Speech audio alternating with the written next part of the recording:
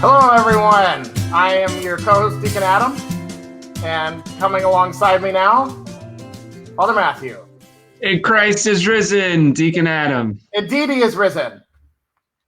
I've learned that's how I think that's how the Antiochian Archdiocese prefers us to say it. So I'm trying to learn a good habit.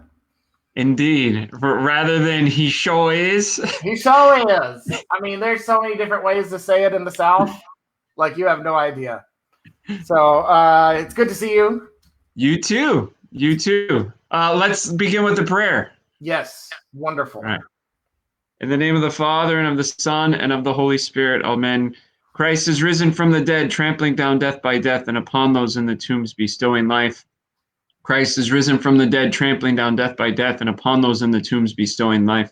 Christ is risen from the dead, trampling down death by death, and upon those in the tombs bestowing life. O Christ our God, you came among your disciples and gave them peace, so also come among us and give us peace and understanding that we may do your will in all things. For you are holy always, now, and ever, and unto ages of ages. Amen. Amen. Masiakam. Hakan. So, do you have any updates? Yeah. Holy Week was beautiful. Pascha was beautiful. It's I'm looking forward to having everybody back in my church rather than just a few people. But at least we were able to stream services and people got to participate. And I'm super impressed at how creative people were in making their home a church and integrating aspects of Holy Week into their home. I'm seeing lots of pictures from parishioners with flower petals all over their house from Pascha, Holy Saturday, different things like that. So anyway, it's been a wonderful, bright week and a week of recovery for me. But professionally, work is going well. I'm working for the St. Athanasius Academy, and we're offering more and more classes every week, different classes that people can audit or take as a one-off class, and we're currently working on adding electives. Yeah, so level electives. I don't know if I told you, two of our guests next week are two new faculty for the academy. No, you didn't tell me, but that's exciting. So they're coming on. They're going to be talking about. We have a new teacher. This is for a new teacher for Greek. He's going to be teaching classical Greek and biblical Greek. How do you say koine? How do you say it? Something like that. Something like that. And then we're also having our other new teacher come on who's going to be teaching English for middle school and for high school. Oh, so both of these teachers are for the homeschool. For the home, yes. Tutorials. They're coming up. We've grown. I think this past year we launched with 5 classes, and in the fall it looks like we're going to have about 14. Awesome. Yeah. So I'm working as usual. I don't know that I have any updates other than we stayed home. We were one of the families that stayed home and live streamed everything. And how many churches did you attend during Holy Week? I don't know. A lot. How many different services did you watch from different churches? I probably watched 2 or 3 times the amount of what I would normally participate in. Yeah. I already am averaging 3 or 4 liturgies on Sunday. I just have it go all day, and I start East Coast and then go West Coast, and I'm trying to figure out how to add Australia to my list. Did you come to my church last week? I did. Oh, cool. Yeah, you didn't. I didn't comment. I'm not a fan of the. I don't. Most of our churches are doing Facebook Live, and for me personally, it feels kind of weird to comment. I'm not going to tell someone else they can't, because I know it is comforting for some people to either say like Amen or Lord have mercy or the kiss of peace, Christ is in our midst. But for me, I don't know. I just felt like I just wanted to be silently present.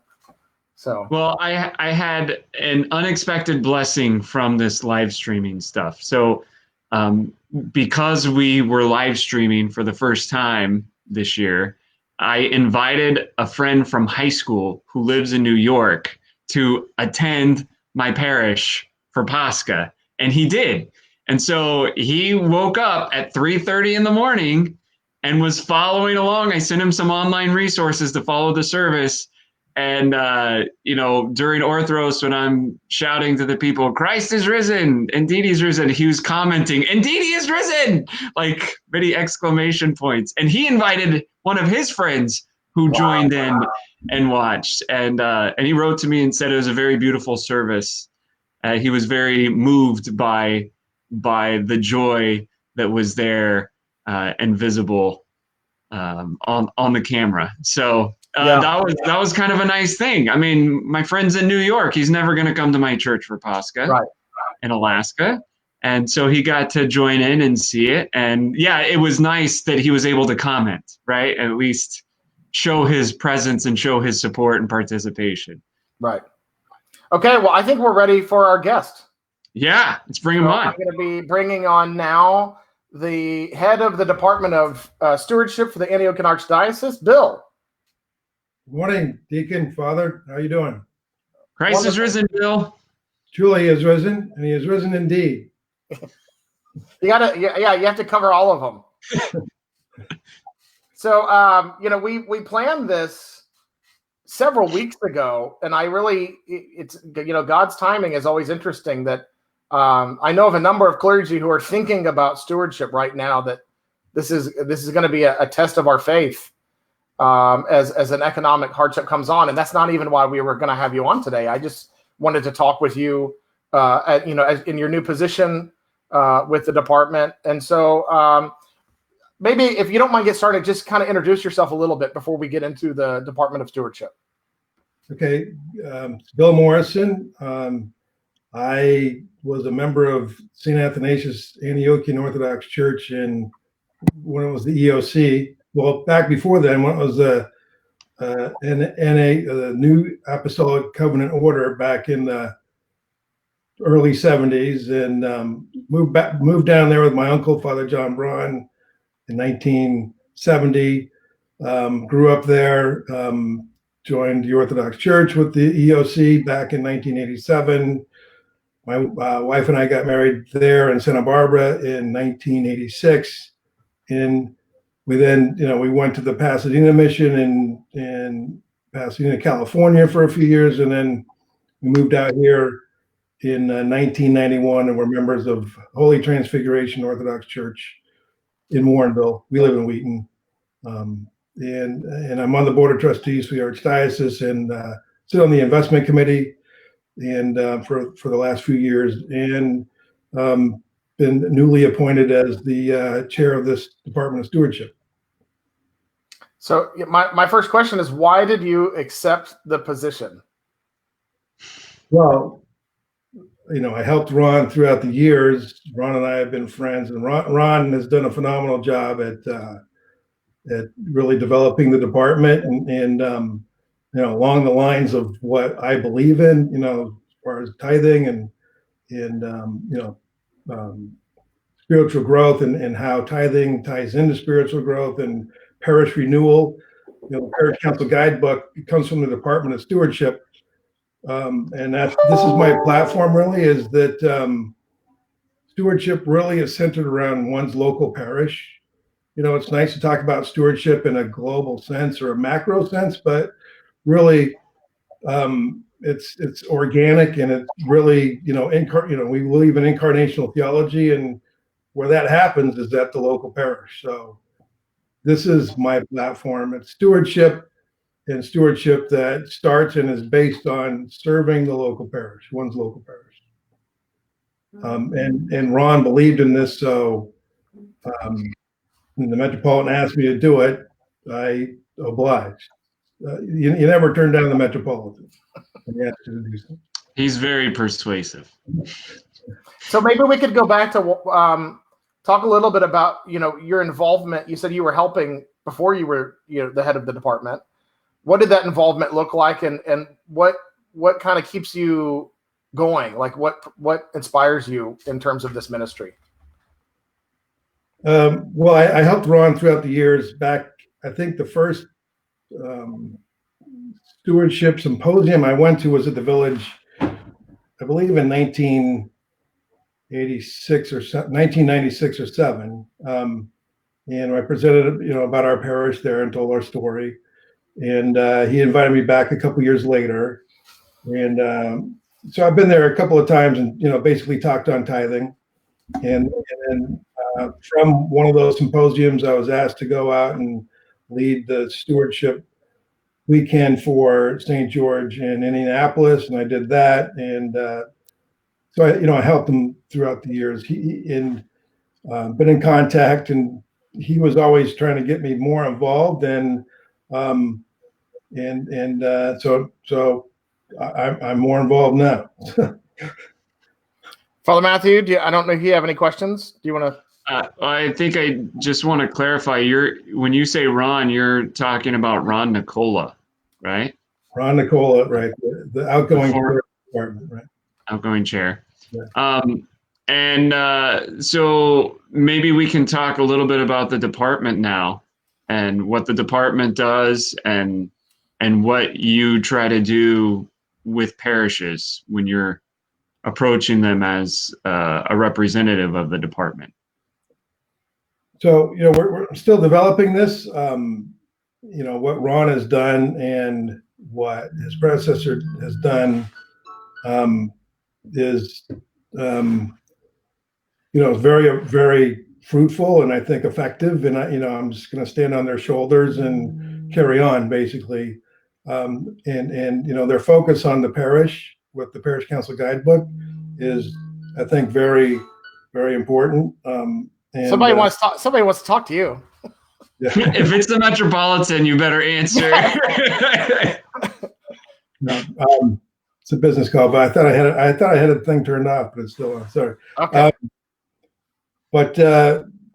Yeah, so I'm just going to develop these programs further and offer them to the parishes as needed. Develop a team of local, diocesan representatives to help me, carry out the work of the department locally. So what I'm kind of curious about, I still feel like I'm semi-new to the Department of Missions and Evangelism. I right at my 2-year anniversary, and one of the things when I first came on, I asked Father John Finley, what is the the problem that we're trying to address, or what is the obstacle, or what's in front of us that we're working on, right? Where is God guiding us? And you're still only several months into this position, but because of your longevity of working with the department, what do you see as, how narrow can you get in terms of crystallizing that obstacle or problem that you're moving towards that probably feeds into the vision for what you're trying to do? Are you talking about in context of the Department of Missions and Evangelism? What is your department address? I guess what I'm saying, if it's the Department of Stewardship, what are you specifically trying to address? Are you you talked about the problem of the macro scale and how we can, if we're not careful, we spend too much time in the macro level. And so what are you trying to move towards or work on at the micro level? Well, it's basically built upon, first of all, the work that Ron and his predecessors already done, and also the work that the department's done. And, Father John Finley is actually my brother-in-law, and also his brother Paul, and their work on the Beatitudes and pride as the center, as in the context of sin, and, parish renewal. So maybe we should hear a little bit about if you're just trying to build on what was there to begin with. So they have the Parish Council Guidebook, and it advises parish councils on how to operate, how to come to consensus, how the leadership is structured and how lay people work with the leadership. It's both, how both hierarchical and consensual leadership, work together. This is very important. A lot of Orthodox Christians, don't understand one of those aspects. Some don't understand the hierarchical, part of Orthodoxy. Some don't understand the, consensus part of Orthodoxy. But it all has to work in synergy, right? So, a lot of people in parishes are oblivious to the archdiocese. to the functions of the archdiocese, to the hierarchy, and they kind of live in their own little Idaho. I didn't say Alaska, Father Matthew, sorry. But, for the record, I'm in the parish that is the farthest away from Inglewood, New Jersey, in the whole archdiocese. Just for the record. You have to come up there and visit. I hear it's beautiful. I've never been up there, but yeah. So and how those interact together. And a lot of people come into the church, and they accept orthodoxy, they accept the canons, but when the bishop tells them to do something, they don't really understand why they need to do it. And then a lot of people have been in the Orthodox Church all their lives and don't know how to come to consensus. So this is an issue that is needs to be addressed throughout the archdiocese. I work on this, struggle with this myself all the time, but it's core to stewardship. To get to a consensus, you really need to put your own interest or my own interest, in the back seat. I need to decrease my own interest and increase everybody else's interest, and this is core to building a consensus. So that's what they have done before. I think we need to focus it more on the parish and stewardship in the context of giving and spiritual growth that are all tied into each other. And how I think Father Matthew said that you knew people that said that this was going to bankrupt certain parishes, tithing to the archdiocese, and why they need to do it. But basically, it's all part of the Orthodox practice, and this is the platform, and how that works at your local parish, because it's all theory unless it's put into practice, and it can get put into practice at the local parish. So you work with the parish councils.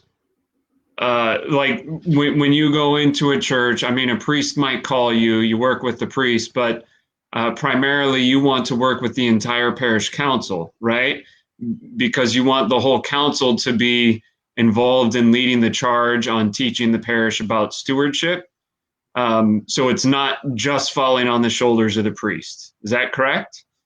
That's the focal point to begin with, right? But basically, you want to promote the practice of tithing in the Orthodox practice of worship and how that works with one's spiritual growth, at the whole parish level. So yeah, starting with the priest and parish council, and then spreading that out through the parish at large. So your work with the parish council, I see on the page for the Department of Stewardship on the Archdiocese website, you have a parish council guidebook. And so it seems like getting the parish council to function effectively is step one, so that then they can lead the parish in talking about stewardship and tithing. And that would be step two, right? Exactly. Yeah. The parish council has to buy in to anything that's being, taught in the parish. They have to act first if they want the parishioners at large to do likewise. Okay. Can we talk about unless there's something else you want to talk about that, I'm kind of curious about the 52-week parish member giving campaign. Well, it starts, it's basically a percentage giving campaign, and, over 52 weeks, you implement this, based on scripture, and you study scripture and how that applies. And, so you start small and you bring that up over 52 weeks to 10%. Basically, and there's going to be a few changes to that, but basically that's the framework. So the idea is moving it in that 52 weeks, you're moving towards the 10%. That's the hope, right? It's orthodoxy has a lot of richness to it, and if a lot of it you have to take baby steps towards, so you don't want to you don't want to take people beyond their ability to respond and to where there's like a negative reaction.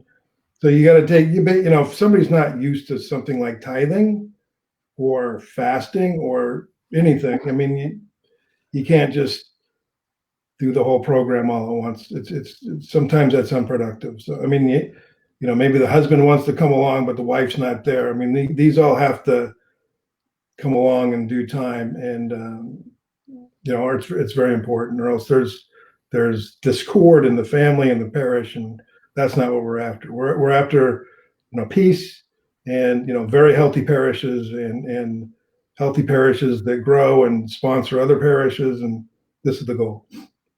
So are these programs with the parish council and the 52-week giving campaign, are these programs and the help from the department only for parishes that are struggling financially? No, for all parishes. Now it's problematic to get out to any parish right now because there's no travel. Of course.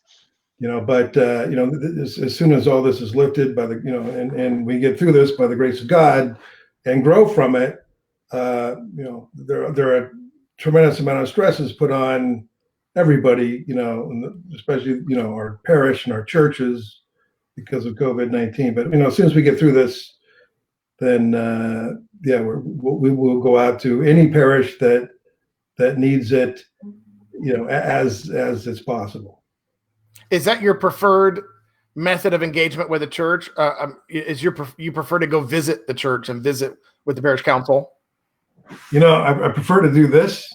I prefer not to hop on an airplane and go out there. I know, Deacon Adam, you came to our parish and did, Becoming Truly Human. I came there twice, I think. Well, yeah, a couple of times, yes. Yeah.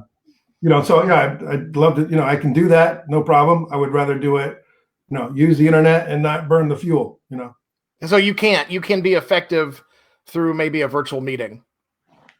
Absolutely. I think, this is one of the, I think, as Father Tom Zane said on one of your previous webcasts, this is one of the positive developments of this whole pandemic is that we're going to use the internet more and become more productive. Obviously, we can't do worship services, over the internet, but I think a lot of the meetings will be better held over the internet.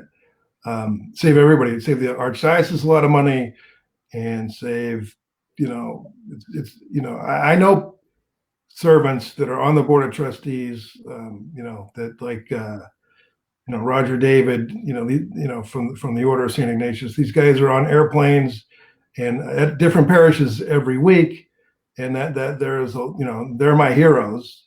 That's very difficult to do. So I think we would all benefit from doing this, in this format. I think the point you're making is where we can move to a virtual meeting and save those expenses, and it's still effective. Let's embrace that. Exactly. Yeah, and obviously, then we can get to more parishes at the same time. There's a scalability with that, obviously. Yeah, you can help more parishes if you're not needed to visit. Father Matthew, I think you have something. Oh, we lost Father Matthew. Everything just shut down in Alaska. Well, probably not. He's coming right back. There we go. He's coming. There we go. So I must not have had a good question because I asked it right when the computer cut me off.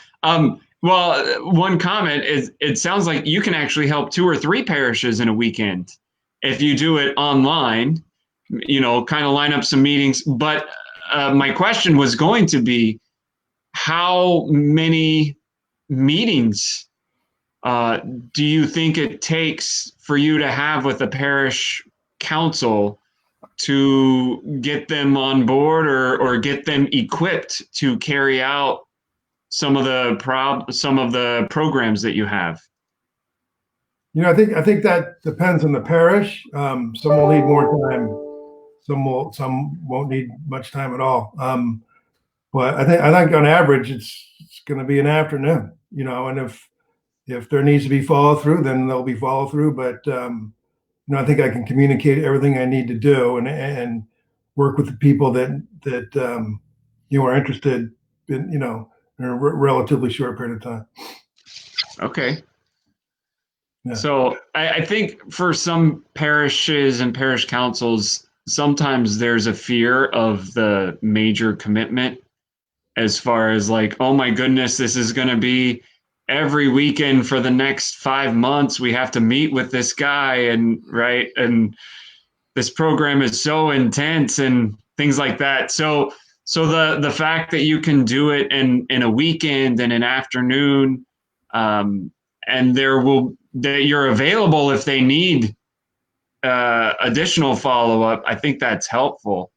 But I do have another question for you, Bill. I'm going to change the topic a little bit. It's time for our Bible trivia question. All right. Okay. All right. Now, this one is related. We just went through this and heard this during Holy Week. So you ready?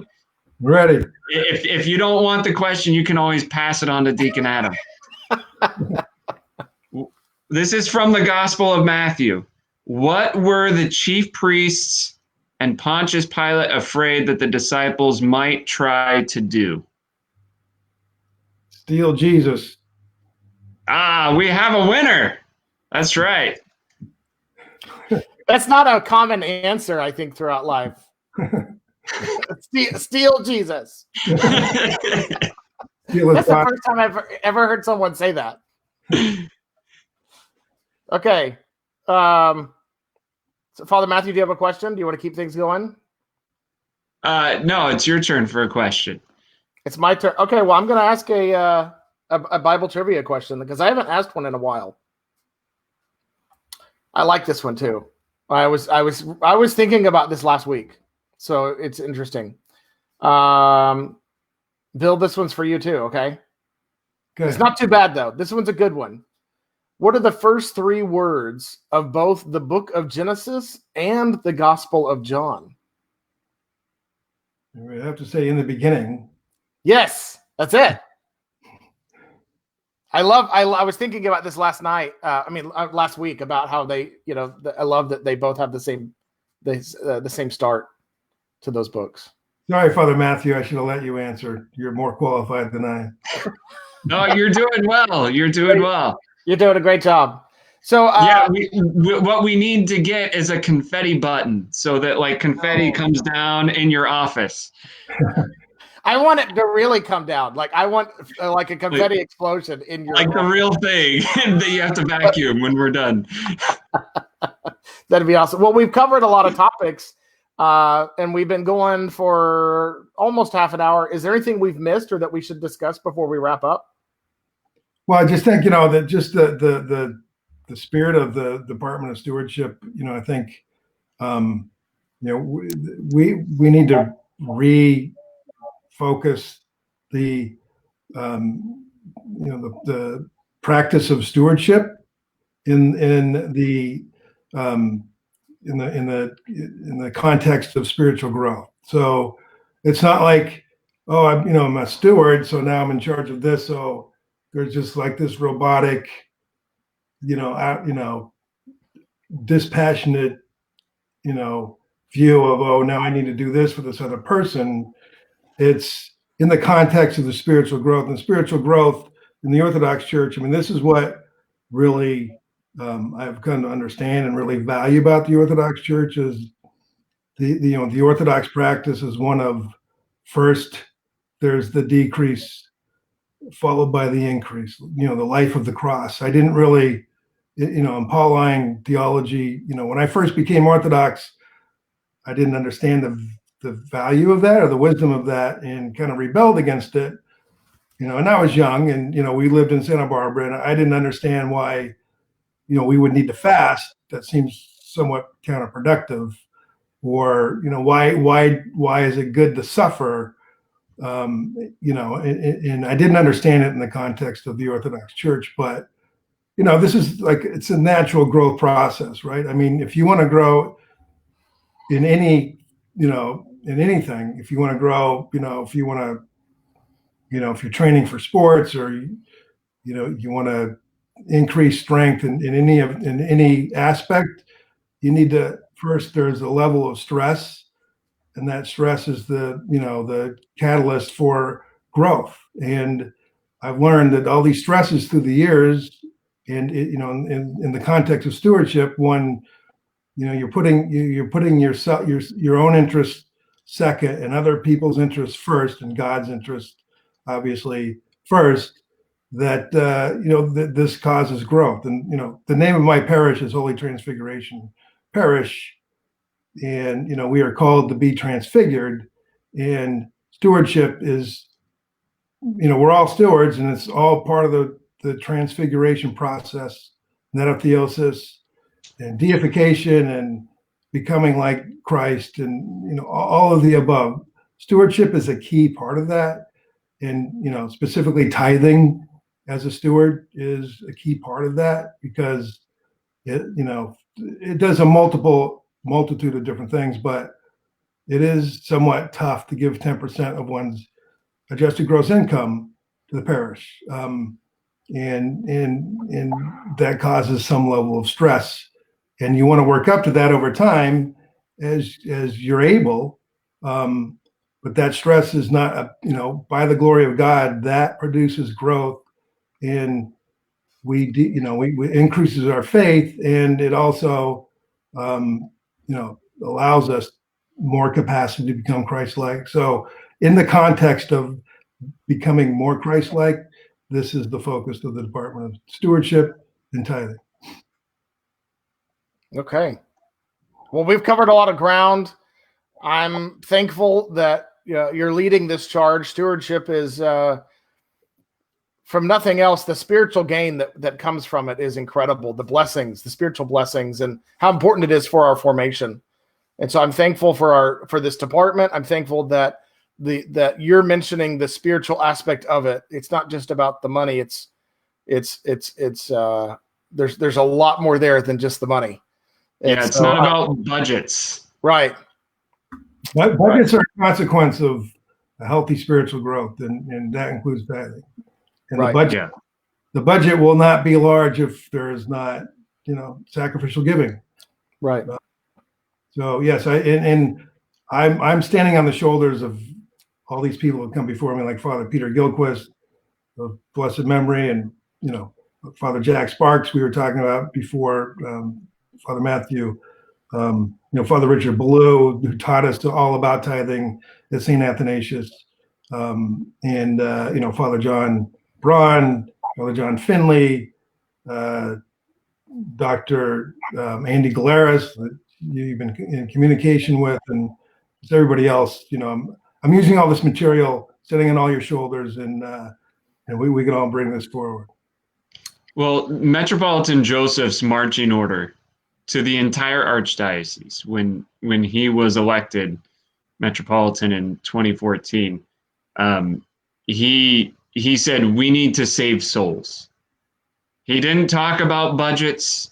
He didn't talk about finances per se, but he just told everybody, we need to save souls. And I'm really glad to hear that that's the focus of your department. You have a very specific means and focus within your department about how to go about that. But you are carrying out his marching order of trying to save souls. So that's really good to hear, that you have the right foundation and the right outlook on your department's place within the archdiocese and within the Orthodox Church. Thank you so much. Thank you. Yeah, and everything comes from our Metropolitan, His Eminence, Metropolitan Joseph. He's the one that appointed me in October, and so just following his directive. But I believe it's the right directive, and we'll do the best we can. Wonderful. All right. Well, thank you for coming on today. Thank you for sharing this. I shared a link in the comments to the stewardship page at Antiochian.org. The resources that we talked about for the parish council and the 52-week giving campaign are there, and you're working on stuff. So it's for those who are tuning in later, Bill's working. you're working on growing what you were given. Yeah, we're gonna expand it. We got a good foundation. Mhm. We're gonna expand it and iterate it, and make it successful by the grace of God. Glory to God. Well, Amen. I believe that's a wrap for us today. All right. And Bill, thanks again for coming on. And I'm looking forward to talking with you and seeing how the Department of Missions Evangelism can work with the Department of Stewardship. Love to do it for sure. Thanks, Deacon Adam. So see all of you next week. All right. Bye. See you, Father Mike, Father Matthew. Thank you. Yeah. Thank you. Christ is risen. Julie is risen. Indeed, he is risen.